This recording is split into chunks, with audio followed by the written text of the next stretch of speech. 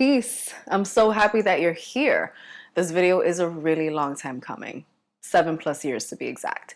Because in 2017, I filmed 2 videos that quickly amassed thousands of views and then hundreds of thousands of views, and it's still being viewed regularly to this day. It's probably the reason why some of you guys are following me here and on social media and ended up becoming a part of my community. Those videos have helped so many people understand their energy, their cosmic power, the power of intention, manifestation, and ritual. And more importantly, it planted the seed to help people redefine and develop a deeper connection with spirituality. Today, I'm filming a mega update to those videos. In this video, I'm going to talk about cosmic rituals for us as energetic beings, how we can specifically hone the energy of the sun and the moon through intentional rituals that can help bring you deeper in relationship with God, Spirit, the universe, Great Mother, whatever name you honor it with is up to you, and how we can flow with cosmic energy to connect with the life of our wildest dreams. My name is Melanie Santos, and when I first filmed those videos, I was a wellness blogger, a mental health advocate, and a cosmic energy enthusiast. Today, I am a mind, body, spirit, and energetic well-being educator, a multidisciplinary healer and seer, a Kundalini yoga teacher, and a highly sensitive person who has since gotten to understand just how deeply and intricate we are connected with the universe and how it manifests through me and through all of us. Now, if you're already into it, make sure to hit the subscribe button because this is what my work is all about. Now, before we get into the sun, the moon, and how we can honor and harness their energies to create seismic shifts in our life, let's talk about what we need to know about manifestation, about rituals, and who we are as energetic beings.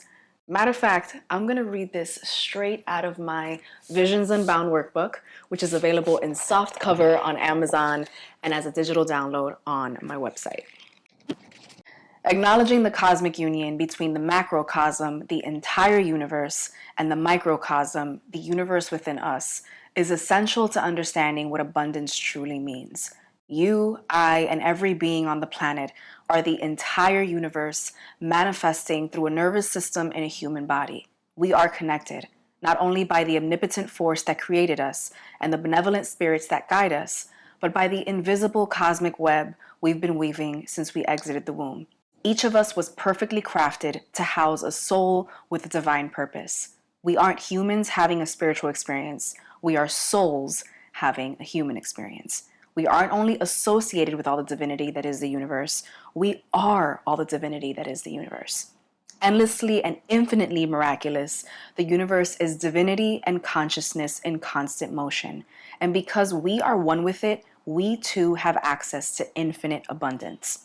The universe, God, Spirit, Great Mother exists to manifest and created us to use our mind, body, and soul to do the same, to be love, spread love, and create abundance beyond our human dreams. This creative cycle is the essence of cosmic connection and alignment. Although infinite abundance is our birthright, we must remember that the universe is not our servant. We do not exist to manifest whatever we want, and the universe does not exist to give us whatever we want. The root of our purpose is to exist in service of the universe, to serve, love, and shine, inspiring others to serve, love, and shine on their own. It's the cycle of giving that allows for the cycle of receiving. So you may be asking yourself, so what does that mean? Does that mean that I cannot manifest what I actually want? I got you. Most times, what we think we physically want is what we are spiritually lacking. Our ego, which helps us on our physical journey on earth by giving us a unique personality and perspective, can become overactive and starts to make us over-identify with the physical aspects of the world around us. Let's explain this in hypotheticals. Someone may think they want a romantic relationship, but what they're mostly yearning for is love and comfort that they may be lacking in their relationship with themselves. Someone may think they want a house in the countryside, but they may just be craving space if they're feeling trapped or seeking comfort if they're uncomfortable in their current situation. You don't have to shrink your outlook, but be honest with yourself. Think about why you want what you want before writing those things down. If you do want that serious relationship and or the house, make sure that you already have the spiritual foundation to support your manifestations. In these cases, make sure that you're already giving yourself the love and space that you're craving. and be honest with yourself about the probability of these things that you want to manifest in your life coming to fruition in the next 12 months. Because it's going to be up to you to put the action behind those intentions. Intention is nothing without action, and action is nothing without intention. That's all I'm going to read for now. Again, if you want to purchase this workbook in print or in digital, it's available on my website.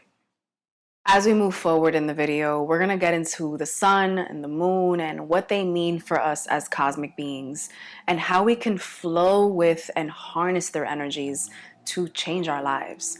I'll also offer some ritual ideas that you can create for each, and I know y'all are really excited about that. So I just want to reiterate that a ritual is just the container for our intentions. They're just the container through which our initiations happen. So yes, while there are certain rituals that have ancient roots that should absolutely be respected, and while there are certain rituals that you'll connect with more than others, in my humble opinion, the ritual doesn't matter as much as the intention does. The power of a ritual lies not in the specific actions or the words we use, but in the energy and the focus that we bring to it. It's the clarity of our intentions, the depth of our commitment, and the sincerity of our connection to the divine that truly matters. Whether we're harnessing the energy through something as simple as journaling or engaging in a really big, elaborate ceremony with other people, what ultimately determines the effectiveness of a ritual is the purity of your heart, mind, spirit, and energy, and the authenticity of your intention. The best and most powerful manifestations are rooted in deep self-knowing and accountability. Now, for instance, while you may be trying to manifest a new romantic relationship, like I just mentioned, you want to make sure that your relationship with yourself, your self-love, your worthiness is being nurtured and cared for. And if they are, you should still focus less on what someone looks like or what kind of money they make and focus more on the feelings that you want to feel in partnership with someone. Now, I don't think this is talked about enough, but I think it is really crucial that you are also living a life of intention versus just setting intentions during high cosmic times. God, Spirit, the universe, Great Mother notices everything, and it's not your Amazon. You can't place an intention order for every new and full moon, for the equinoxes and solstices, and expect things to change when you're not leading a life of intention every single day. I wanted to start the video off by saying this because it's really important to me that we have reverence for the wisdom that I'm passing on, for these practices, and also for ourselves and for our lives. You are so worthy of being in a balanced cosmic dance with the divine, because you can bet that it's not going to honor your asks if you're just trying to withdraw from higher energetic timelines every moon cycle without depositing energy by being of service to yourself and to others every day. Now, grab a book, a notebook, something to write with, and let's get into the juice. First, let's dive into the sun and the moon and understanding their energy. The cosmic power of the sun and the moon transcends astronomical phenomena. They are deeply spiritual cosmic bodies and reach deep into the realms of human consciousness. Across cultures and throughout history, these celestial luminaries have been revered as sacred symbols of light and shadow, day and night, masculine and feminine energies that interplay within the universe. The sun is our main source of prana, or life force energy. It's energy necessary for photosynthesis, allowing plants to grow and thrive, sustaining all life forms. And beyond its role in physical nourishment, the sun also nourishes our souls, symbolizing vitality, consciousness, and spiritual illumination. With its radiant warmth and life-giving energy, the sun embodies vitality, strength, and conscious awareness, and symbolizes our ego, our sense of self, and our outward expression in the world. Just think about your sun sign. On the other hand, the moon acts as a subtle regulator of prana, influencing the ebb and flow of our energy within our bodies and in the natural world.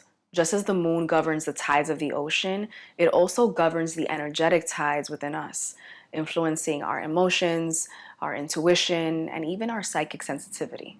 The waxing and waning of the moon's phases correspond to the cycles of expansion and contraction, release and renewal, inviting us to attune to the rhythms of nature and honor the cyclical nature of life. Together, the sun and the moon form this beautiful, essential cosmic partnership, each influencing the other in this intricate celestial dance. As the earth orbits the sun, the moon orbits the earth, casting its ethereal glow upon the night sky and weaving a beautiful tapestry of light and shadow. In ancient wisdom traditions, these celestial bodies are revered as divine archetypes, guiding us on a journey of self-discovery, of healing, and of transformation. So by attuning ourselves to their rhythms and understanding and honoring how we carry their cosmic energy within, we can tap into our own cosmic manifestation power and really align with the natural cycles of creation, death, and rebirth. Now let's get a little bit deeper into the true power of the sun, its equinoxes and solstices. To attune yourself to the sun's rhythms is to recognize the profound influence of solar energy on our lives and consciousness.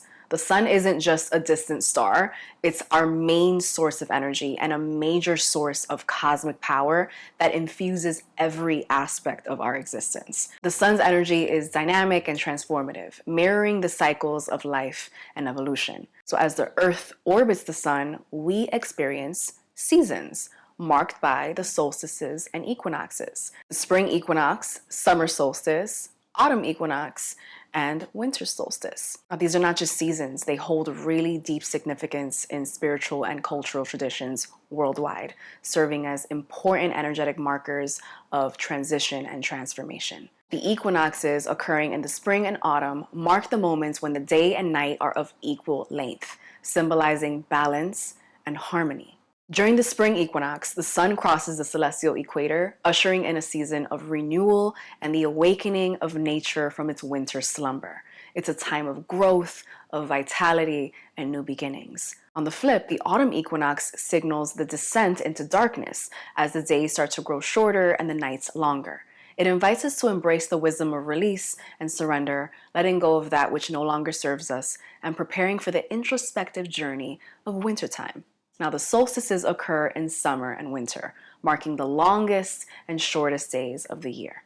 The summer solstice is a celebration of light and abundance when the sun reaches its zenith and shines with its greatest intensity, inviting us to bask in the warmth of its rays and celebrate the peak of life's vitality. Now, in contrast, the winter solstice is a time of introspection and inner renewal, and darkness takes over. It's a time to honor the power of the shadow and to turn inward and integrate with our own. Now, please note that the significance of the seasons and their associated equinoxes and solstices does vary depending on whether you're in the northern or southern hemisphere.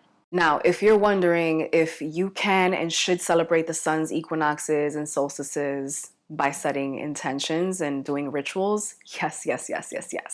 And this is because the equinox and solstices are energetic portals for transformation, for alignment, and for connection with the rhythm of the cosmos. And we can create intention-setting rituals during equinoxes and solstices to harness the spiritual power present at these pivotal moments. So whether you're doing it through meditation, prayer, visualization, ceremony, movement, sacred practices, whatever, these rituals are going to help you attune to the subtle currents of cosmic energy and align you with the deeper rhythms of nature.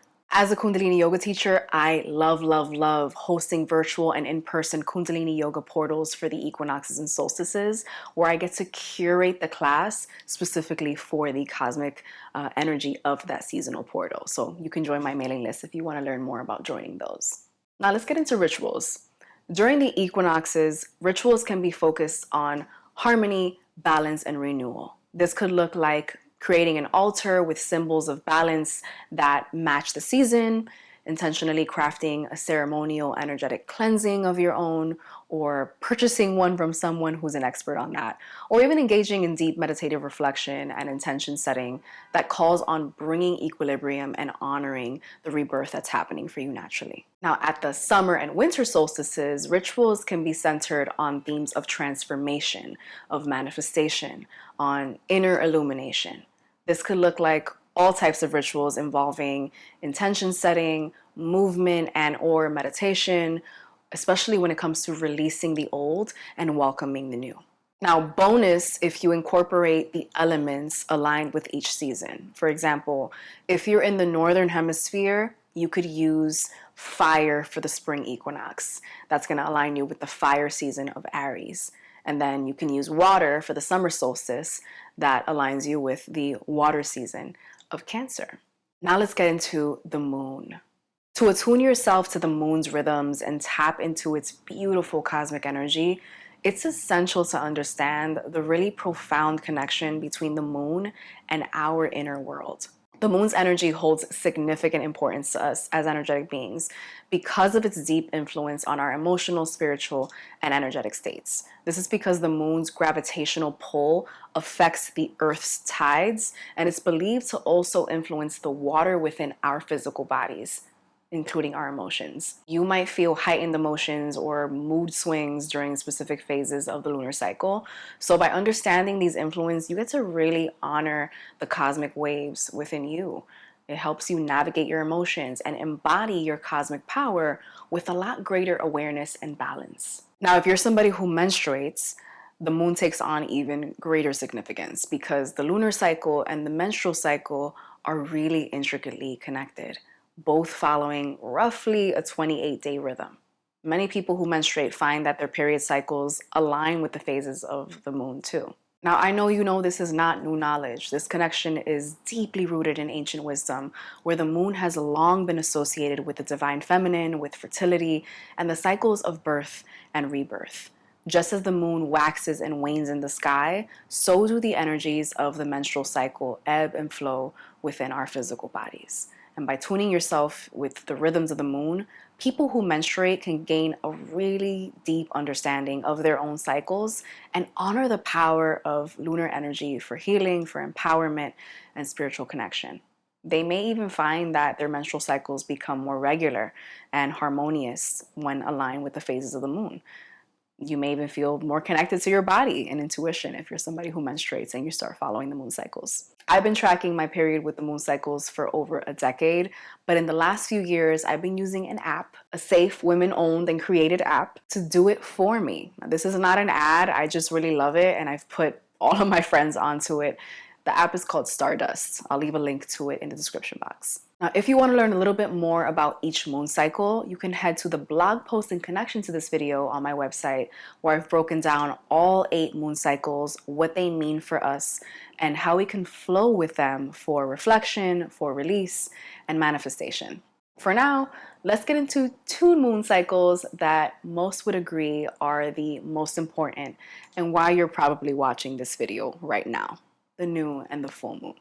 Let's start with the new moon. A new moon occurs when the moon is positioned between the earth and the sun, with its illuminated side facing away from the earth, making it basically invisible from our perspective. In other words, the side of the moon that is illuminated by the sun is facing away from the earth, so the moon is going to appear dark in the sky. A new moon marks the beginning of the lunar cycle. So energetically, the new moon represents a time of new beginnings, fresh starts, and unlimited potential. And it's a really powerful time for setting intentions, planting seeds, initiating new projects or endeavors, and intentionally manifesting our deepest soul desires. Astrologically, each new moon occurs in a different zodiac sign, and it's influenced by the unique planetary configurations that are present at that specific time. Maybe you're into it, maybe you're not into it, but as energy beings, I think that it serves us best to really pay attention to the sign and the astrological house in our birth chart that is affected by each new moon. The new moon occurs in a specific zodiac sign each month, depending on the position of the sun and the moon in the sky. For example, if the new moon occurs when the sun and the moon are both in the sign of Aries, it's going to have the energy of Aries, bold, assertive, and initiating. If it occurs in Taurus, it's going to be imbued with the energy of Taurus. It's going to be grounded, sensual, practical, and focused on embodiment. Now, each zodiac sign brings its own qualities and themes to a new moon. So it's going to influence the way that we experience its energy. It's never going to be the same. So we can look at what astrological house that sign governs in our birth chart to understand what themes are going to be highlighted for us individually. For example, if a new moon aligns with fiery Aries and you have Aries governing your 10th house of career, it might bring about fiery opportunities for professional advancement, recognition, and success, or call on you to focus on initiating something new in your work and your career. Now let's get into new moon rituals. New moon rituals should be focused on bringing and calling in energy in a way that can be honored by the universe, by source, and can help realign you and shift your timelines. The most important things to remember, regardless of how you're setting your new moon intentions, are this. Number one, write in present tense. And number two, focus on the feelings and sensations that you can embody. When setting intentions during new moon rituals, it's going to be essential to write your intentions in present tense. This means phrasing your intentions as if they've already happened or as if they already manifested. For example, instead of saying, I will find my dream job, you would say, I am grateful for my fulfilling and abundant job. Writing in the present tense helps you anchor your intentions in the present and aligns them with the energy of manifestation.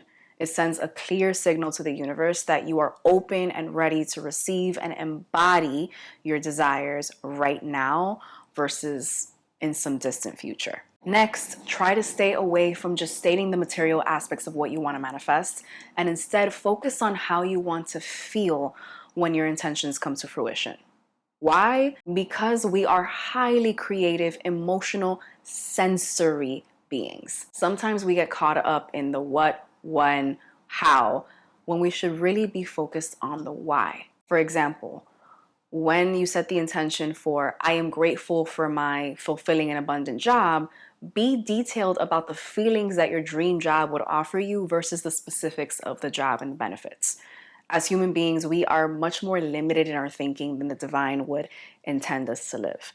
So instead of, I am grateful for my fulfilling and abundant job that I make 6 figures at and allows me a lot of PTO days and good benefits, you can set an even more powerful intention by writing, I am grateful for my job. I love working here. I am of service in a way that feels important to me, and I am supported in all ways. My salary allows me to afford to live in a beautiful home and feed myself high quality food. My benefits make me feel supported mentally, physically, and energetically, and I can make time for myself whenever I need to. If you want to be specific about money, you can, but I would stay away from narrowing yourself in and instead focus on what your money allows you to do, how your money works for you. For example, travel all the time and treat yourself and your loved ones without worrying. Now, before doing any ritual, it's going to be really important that you cleanse yourself and your space. Shower or bathe, prepare your body, prepare your space if you're doing your rituals indoors, or find a comfortable, private-ish space outdoors. Whatever tools you like to have on hand are up to you, but some common ones are sacred smokes from herbs or resins. My favorites are sage, copal, and cedar. You can have crystals and bringing in the elements into your practice. This could look like you representing the earth or being in nature, lighting a candle for fire, doing some breath work for wind, and incorporating water by bathing before. Or you could use a cup or a bowl of water, or even taking a few moments to connect with a natural body of water if possible. Once you've prepared yourself in your space, take a few moments to ground yourself and center yourself. You can do this by standing barefoot on the earth, closing your eyes, and taking several deep breaths to connect with the energy of the earth beneath you. Visualize roots extending from the soles of your feet and anchoring you firmly to the ground, grounding you in the present moment. As you begin your ritual, remember to stay present and open to the guidance of your intuition. Trust that the universe is supporting you and that your intentions are being heard. Allow yourself to surrender to the flow of energy and to be receptive to any insights or messages that come up for you during your ritual. Now, the most popular new moon ritual is new moon journaling or scripting. For this, I like to take a brand new notebook or journal, consecrate it or give it the task of being your new moon manifestation journal, and only use it for new moons. If you're already using a new moon journal for this purpose, keep using that journal. There is no need to start a new journal or a new notebook every single time. When you do this, when you consecrate a new journal and continue to use it, you are basically creating your own tool. And every time you use the journal, you're building upon its energy. For this practice to truly take on ritual form, I would do the same things every time you write in your new moon journal, regardless of when you use it. My new moon journal has been with me all over the world and dates back to 6 years ago. So I can always look back and compare the intentions that I've set with the life that I'm living now, or to just readjust or just simply sit with gratitude. Now, after I'm done with my new moon journaling, I always finish by writing some sort of clause to finish it up. You can write something like this: I give thanks for these new moon intentions, manifesting an absolute perfect and divine time for my healing, expansion, highest and greatest good, and the healing, expansion, and highest and greatest good of all involved. And so it is. Now, if you're not into writing your intentions, or maybe you are and you want to try something different for a change, you can also sit with a powerful meditation or a powerful visualization ritual. Same deal. Prepare yourself and your space. Make sure that you're very clear on the feelings that you want to feel, that you're manifesting, so that you can really get deep in your meditation and so that you can truly embody what you want to call forward. I have a really powerful guided meditation that would be absolutely perfect for this, that you can use for every new moon, the equinox, solstice, birthday, whatever, because it's focused on energetic embodiment. You can find it at the link in the description box or at this link right here. Now, other new moon ritual ideas include creating a vision board or writing a letter to yourself from the future to yourself now, which is one of the really powerful and transformative rituals in my Visions Unbound workbook. You can also put together a ritual bath with herbs and essential oils, or even practice yoga or movement to align your body with the energy of the new moon. This is why I love pairing the moon cycles and cosmic energy moments with Kundalini yoga specifically, because each kriya and meditation has a specific purpose, intention, and goal. And matching them up to the energy of the moment is just true alchemy. However you choose to honor and use the power of the new moon, just remember to infuse it with love, with intention, with deep reverence, and trust in the power of your divine connection and divine timing. Oh, and you can do them up to 3 days before and 3 days after the new moon is exact in the sky. Now, big, bright, gorgeous, transformative full moons. A full moon occurs when the earth is positioned between the sun and the moon, with the side of the moon facing earth fully illuminated by the sun. This results in a brilliant, radiant glow that lights up the night sky. The full moon marks the peak or the middle of the lunar cycle, representing a time of culmination and completion. Now, energetically, they're a symbol of illumination, of clarity, and of really heightened awareness, shining light on the areas of our lives that may have been hidden.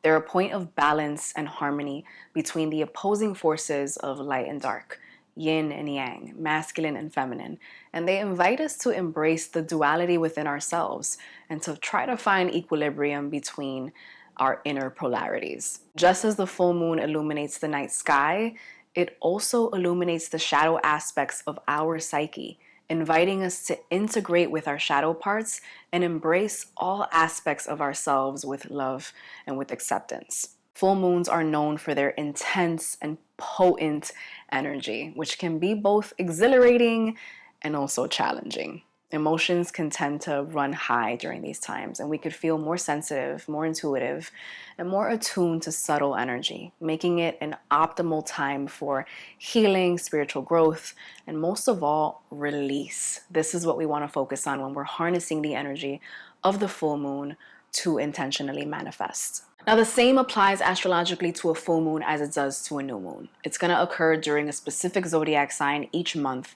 depending on the position of the sun and the moon in the sky, imbuing each full moon time with very different qualities or themes depending on the sign that it's stationed in and how the other planets are moving in the sky. Many cultures and spiritual traditions have rituals and ceremonies that are specifically dedicated to the full moon. They often involve meditation, prayer, intention setting, and energy clearing practices that involves activities such as moonbathing, drumming, chanting, or dancing under the light of the full moon. Engaging in full moon rituals are a way that we can both honor our ancestors and those that came before us, as well as help us attune to the energies to deepen our connection to our true essence, release what doesn't serve our growth and evolution, and amplify the power of our intentions. Let's get into some ritual ideas.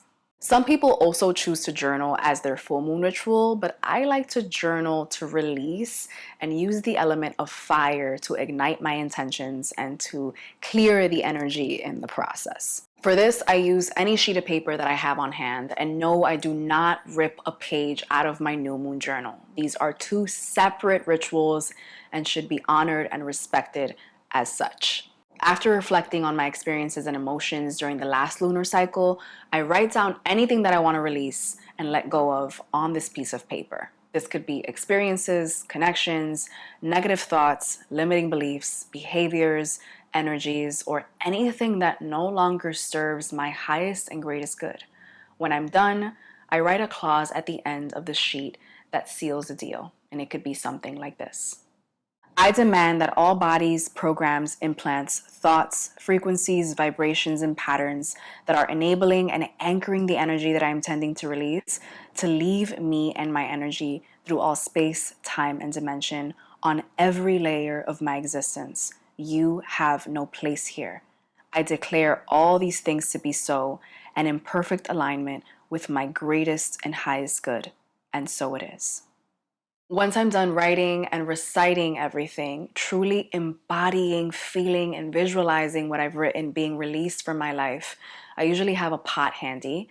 I have a match that I'll use to light my paper on fire and then throw the paper in the pot and watch it burn. I never hold the page as it's burning. As I'm watching the page burn, I'm focusing on gratitude, on embodying the feelings of freedom and liberation and love, the feelings that I'm going to feel once the things that I've written are released from my life.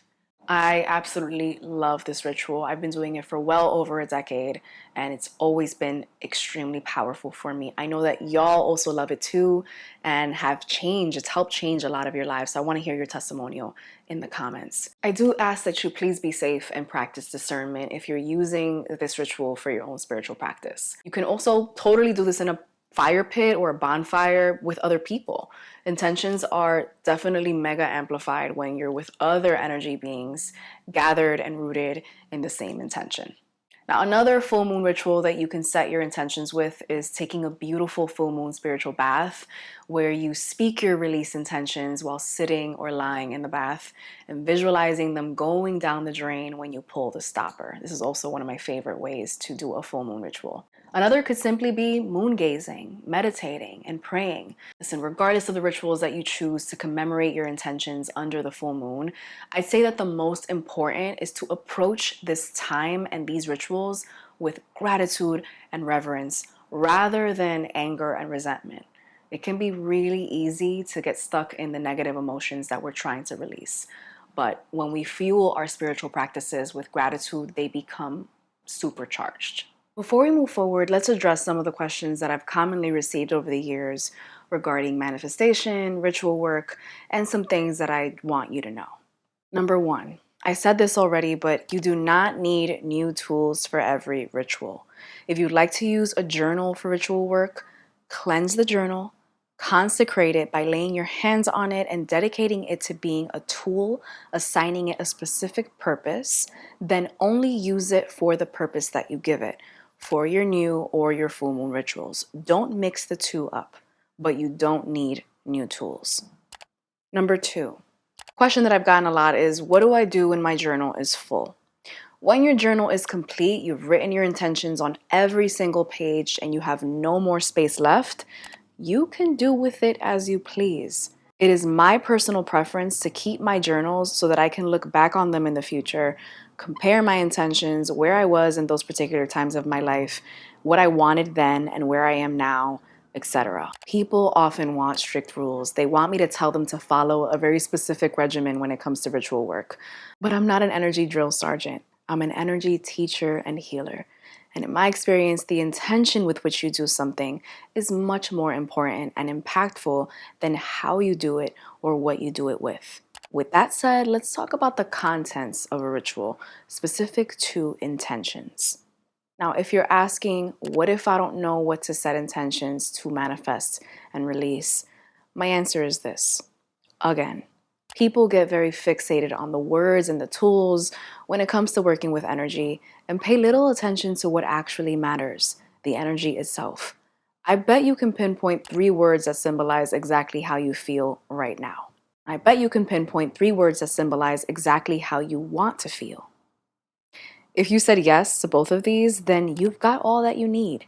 Because the most important thing when working with energy, when manifesting, when intending to move energy and jump timelines into another existence through rituals is being present and focusing on the feeling. Focus on how you feel right now. Focus on how you want to feel and write those words down. It's less important to center the specifics of the tangible things that you want to bring into your life because, again, most times what we think we want is what we are spiritually lacking. So when we focus on the feeling and the energy of what we want to call in, we allow the divine, the universe, spirit, mother to bring to us what we really want and need without our limited human parameters keeping us from the abundance that is inherently ours. Now, if you are truly clueless on how to formulate these and you want to jumpstart or a little bit of help, there are some sample intentions that I've written that I included in the blog post that's in connection to this video. I linked it in the description box for you. Now, is there much more to manifesting when it comes to embodying the feelings, moving energy, jumping timelines, and receiving? Of course there is. There is so much healing involved in trusting the process, the divine, and ourselves. So much work involved in shedding the limitations that keep us small-minded and uprooted. I talk a lot about this in regards to manifestation in my Visions Unbound workbook, where you can do a lot of manifestation work in a very guided and structured way. And I've also talked so much about this throughout the years, and I'll have a lot of videos about this on this channel. So make sure to give this video a thumbs up and subscribe right now so that you don't miss my stuff. Now, a question that I've gotten a lot, and I actually love because it shows how much we care about others, is can I set intentions for other people? Now, the short answer is no, but let's talk about it because I have a very nuanced take. Now, can we write singular intentions about and for other people? Like, can we write intentions centered on improving the life of those we love around us? No. Can we write intentions that would, on the flip, try to sabotage or curse the life of somebody else? Absolutely not. But can we write intentions that center the well-being of the collective, that center receiving what we need to be the best thread in this collective tapestry of life? Absolutely. When it comes to setting intentions, the power lies in the connection between our own energy and the divine. Setting intentions for people, whether to improve their lives or otherwise, it interferes with their personal journey and their free will. So even though we exist as human versions of the divine, we can't pull the strings and play God. Everybody has their own path and their own lessons to learn, and it's essential that we respect that. However, it doesn't mean that you can't manifest positive change around you and your community. Like instead of setting intentions directly for others, you can focus on your life and how it connects to and influences the collective well-being. When you set intentions for peace and love and healing for yourself, that will inevitably be mirrored in the world. And your positive energy is going to contribute to the overall vibrational frequency, which is going to benefit everyone in the long run. Now, my personal thoughts, because I still get this question to this day, and honestly, it makes me really mad that these colonial perspectives are being perpetuated. My gripe with a lot of new age and modern spiritual teachers is that a lot of manifestation teachings and even general guidance on abundance has become very individualistic, when really, if we look at the roots of it in our history, among many different cultures, this is not what manifestation and abundance is really about. The focus right now in this day and age has shifted towards personal gain and material wealth and achieving the quote unquote best life.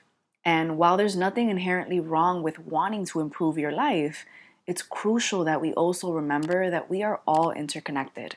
That true abundance and meaningful manifestation should always be rooted in the well-being of ourselves as it impacts the well-being of our communities and of the collective world. When we set intentions, it's essential to consider how our desires align with the greater good. For example, instead of intending specific outcomes for somebody who you love, you could set intentions for receiving the time, resources, and energy that you need to honor your needs so that you can be nourished enough to support them and anybody else who you love. Or you can set an intention to create a loving and supportive environment that encourages growth and healing for all who enter it. Listen, if my work is about anything, it's about personal self-care and mental, physical, and spiritual liberation that directly impacts collective liberation. Those ripples of energy do not lie, and they vibrate globally for generations forward and backward. So never underestimate that, again, you are a powerful thread in this collective tapestry. When you focus on aligning yourself, you're also influencing the highest and greatest good of all. Now, another question that I've gotten a lot is, should I do new or full moon rituals for every lunation? What happens if I miss one? And can I just do the other one? My answer is, you don't have to honor the energies of lunations with every ritual every single time, or at all if you don't feel like it. If you miss one, nothing's gonna happen, and yes, you can pick this up anytime. Again, a ritual is just the container for our intentions. We are always manifesting our thoughts and actions. So what is most important is that we are living an intentional life outside of our ritual and intention work. That we are living a life that affirms what we're writing down and saying to the divine. That we are living in alignment with the love, gratitude, joy, and abundance that we're focusing on calling in. That we are not engaging in the same behaviors, mindsets, and connections that we are actively trying to release. Actions definitely speak louder than words here. Everything is energy, and energy is everything. And lastly, what if I feel like my intentions aren't working? This one is a tough one because feeling like your intentions aren't working can be really frustrating, especially when you feel like you're stuck in a period of your life that feels like it's too much. I think it's important to understand that what happens as a result of stating our desires through intentions is beyond our human perception. Now, a couple of things that you can do. Make sure that your intentions are aligned with your highest self and your greater good. Intentions driven by ego, fear, or impatience won't resonate with divine energy.